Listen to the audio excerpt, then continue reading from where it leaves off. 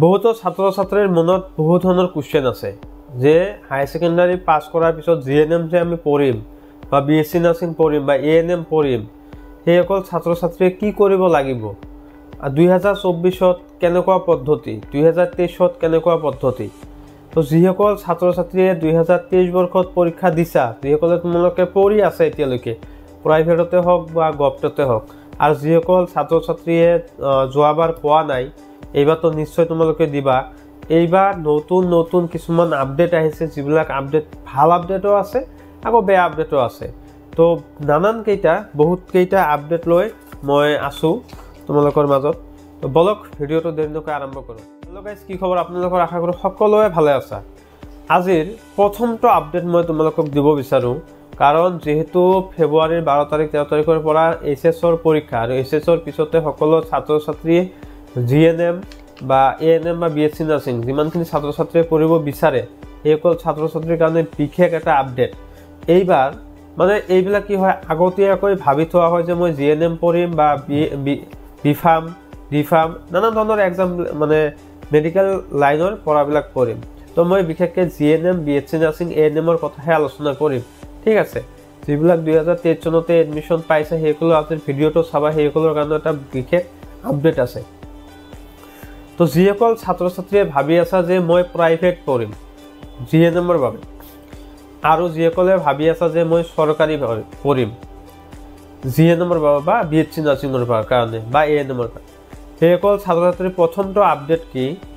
এইবাৰ 2024 বৰ্ষত যিটো পৰীক্ষা হ'ব শ্ৰীমন্ত শংকৰদেৱ ইউনিভাৰ্চিটিৰ আণ্ডাৰত ঠিক আছে যিটো পৰীক্ষা হ'ব কেৱল শ্ৰীমন্ত শংকৰদেৱ ইউনিভাৰ্চিটিৰ আণ্ডাৰত ফ্ৰীত যিবিলাক পঢ়িব বিচাৰে বা প্ৰাইভেটত যিবিলাক পঢ়িব বিচাৰে যেনেকুৱা কেৱল শ্ৰীমন্ত শংকৰদেৱ ইউনিভাৰ্চিটিৰ বাহিৰেও নানান কেইটা কলেজ আছে ইনষ্টিটিউশ্যন আছে যেনেকুৱা মই নাম কৈ আছোঁ তোমালোকৰ VKNRL অইল ইণ্ডিয়া লিমিটেড এইটো দুলিয়াজন IOCL ডিপগৈ তাৰপিছত SKACC এনেকুৱা নানান ধৰণৰ 15টাৰ পৰা 20টা কলেজ অসমতে আছে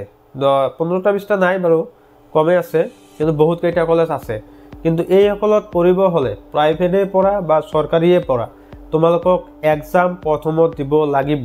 CEE এক্সাম ঠিক আছে তোমালোকে CEE এক্সামত পাছ কৰিলা পাছ কৰাৰ পিছত এটো বহুত ডাঙৰ এটা আপডেট জিএনএম এতিয়া 3 বছৰ হৈ থকা নাই কেনেকৈ 4 বছৰ হল মই এটো বুজাই দি আছো আগতে কি হৈছিল জিএনএম পাছ কৰি 6 মাহ ইন্টাৰ্নশিপ কৰি তাৰ পিছত হেয়তে ৰেজিষ্ট্ৰেচন নম্বৰটো লাভ কৰিছিল কিন্তু এতিয়া এটা খবৰতে দুটা ভাল খবৰ আছে কি খবৰ এতিয়া জিএনএম পঢ়িব হলে বা জিএনএম মানে নাৰ্স হ'ব হলে বা যিকোনো সেক্টৰৰ পৰা নাৰ্স হ'ব হলে তোমালোকক মই বিশেষকৈ জিএনএমৰ কথাটো কৈছো জিএনএম 3 বছৰীয়া কোৰ্স শেষ কৰাৰ পিছত ডক্টৰৰ নিচিনাকে 1 বছৰ তোমালোকক মেডিকেলত ইন্টাৰ্নশিপ কৰিব লাগিব তাৰ পিছতহে ইন্টাৰ্নশিপ পাবা এটো এটা বেয়া খবৰ বা ভালো খবৰ কাৰণ যেটো 4 বছৰ হৈ গল ছোৱালী মানুহৰ ক্ষেত্ৰত অলপ অসুবিধা হয় কিন্তু ইয়াৰ মাজতে ভাল খবৰ কি আছে তোমালোকে যে এবছৰ ইন্টাৰ্নশিপ কৰিবা সেই এবছৰত প্ৰত্যেক মাহত তোমালোকে কিবা এটা সামথিং বানি তোমালোকৰ বেংক একাউণ্টত থ্ৰদি একাউণ্টত সোমাব ঠিক আছে আৰু এই এবছৰটো তোমালোকক এজন ডক্টৰক নিচিনাকে ট্ৰিট কৰা হ'ব বা শিকোৱা হ'ব এতিয়া 2 নম্বৰ ভাল খবৰটো মই দিব ওলাইছো যোৱা বছৰ কি হৈছিল বহুত ছোৱালী বা বহুত বিয়া হোৱা ছোৱালী বা জিএনএম পঢ়িব মন আছে কিন্তু পঢ়িব পৰা নাই কিবা বিশেষ কাৰণত বয়সৰ কাৰণত তো সেইসকলৰ বাবে এটা গুৰুত্বপূৰ্ণ খবৰ কি এইবাৰ কোনো ধৰণৰ এজ লিমিট নাই 50-60 বছৰী মানুহেও এপ্লাই কৰিব পাৰে নো এজ লিমিট 3 নম্বৰটো কি আছে এটো সকলোৱে জানা যে এইবাৰো তোমালোকক যিকোনো ষ্ট্ৰীমৰ পৰা অৰ্থাৎ আৰ্টছৰ পৰা পঢ়িলেও হ'ব সায়েন্সৰ পৰা পঢ়িলেও হ'ব কমাৰ্চৰ পৰা পঢ়িলেও হ'ব কেৱল 40% থাকিব লাগিব আৰু ইংলিছত 40 মাৰ্ক থাকিব লাগিব কিন্তু এইবাৰ ইংলিছৰ মাৰ্কটো লৈ বিশেষ কিবা যদি আপডেট আহে মই নিশ্চয় জনাই দিম মোৰ চেনেলটো যিসকলে ছাবস্ক্ৰাইব কৰি ৰাখিবা তাই চেনেলতে তোমালোকে গম পাবা কাৰণ বহুতো ছোৱালী আছে ইংলিছত 40 মাৰ্ক পোৱা নাই যাৰ বাবে মনত এটা প্ৰশ্ন আছে যে মই এডমিশ্যন পাম নে নাই এইটো এতিয়ালৈকে একো ধৰণৰ আপডেট অহা নাই সো মই এতিয়া ক'ব নোৱাৰিম ইয়াৰ লগতে এটা বেয়া খবৰ আছে সম্ভৱত কথা চলি আছে যে জিএনএম পাছ কৰাৰ পিছত এবছৰ ইন্টাৰ্নশিপ কৰাৰ পিছত এক্সিট এক্সাম নামৰ এটা পৰীক্ষা হ'ব আৰ এই পৰীক্ষাটো দিব লাগিব তাৰ পিছতে ৰেজিস্ট্ৰেশন নাম্বাৰ পাব পাৰে যদি এই এক্সিট এক্সামটো পাস কৰিব নোৱাৰে তেন্তে আকৌ এবাৰ ট্ৰাই কৰিব লাগিব এনেকৈ এক্সিট এক্সাম পাস কৰাৰ পিছতে জিএনএমৰ ৰেজিষ্ট্ৰেচন নম্বৰ লাভ কৰিব এই সবতে মই এটা কথা কওঁ যোৱা বছৰ তাৰ আগৰ বছৰৰ পৰা বহুত ষ্টুডেন্ট এইটো চেনেলৰ জৰিয়তে GNM ANM BSc nursing D Pharm DMLT এনেকুৱা ধৰণৰ নানান ধৰণৰ কোৰ্সত এডমিশন লৈছে বিনামূলীয়াভাৱে ফ্ৰীতে পঢ়ি আছে আৰু তাৰে কিছু সংখ্যক প্ৰাইভেটত পঢ়ি আছে ঠিক আছে শংকৰদেৱ ইউনিভাৰ্চিটিৰ আন্ডাৰত আৰু আইওসিএল এনেকুৱা ভিকেএনআৰএলত বহুত ষ্টুডেন্ট মোৰ চেনেলৰ পৰা এইটো চেনেলৰ পৰা ভিডিঅ'সমূহ চাই ইনফৰমেশ্যনবিলাক পাই এপ্লাই কৰি পঢ়ি আছে সো এইটো চেনেলৰ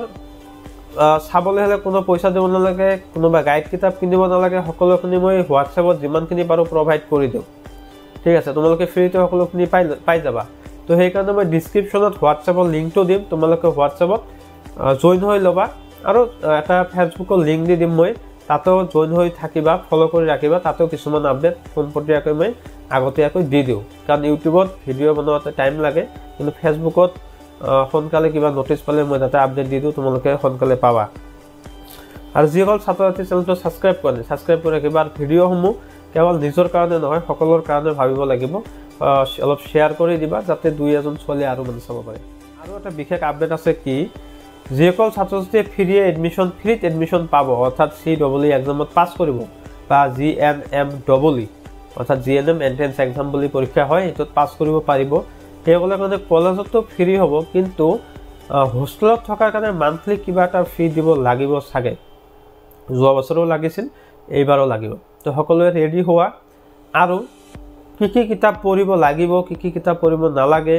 বা কেনেকুৱা ধৰণৰ প্ৰশ্ন আহিব নেক্সট এটা ভিডিঅ'ত অতি সোনকালে অতি চমুকে মই দিবলৈ ট্ৰাই কৰিম আৰু মই এখন তোমালোকৰ কাৰণে গাইড ৰেডি কৰি আছো এইখিনি মই ফ্ৰীতে দি দিম যিমানখিনি পাৰো মই হোৱাটছএপত দি দিম সকলোৱে আৰু